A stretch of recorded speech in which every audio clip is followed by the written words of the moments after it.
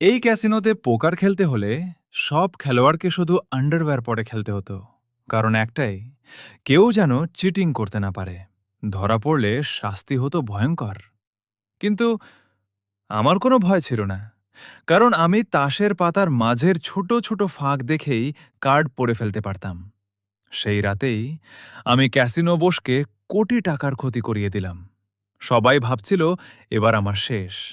কিন্তু ক্যাসিনো বস আমাকে ডেকে বলল, এই টাকা নিয়ে শহর ছেড়ে চলে যাও, নইলে যারা হেরেছে তারা তোমাকে মেরে ফেলবে।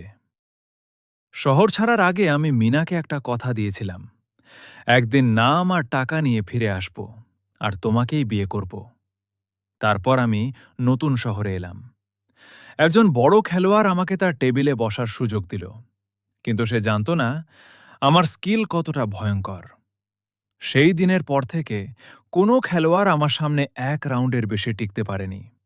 প্রতিটা জয়ের সাথে টাকার পাহাড় জমতে লাগল, আর ক্যাসিনো বস শুধু দাঁড়িয়ে হাসছিল। কারণ সেদিন থেকেই শুরু হয়েছিল ক্যাসিনোর নতুন কিং এর গল্প।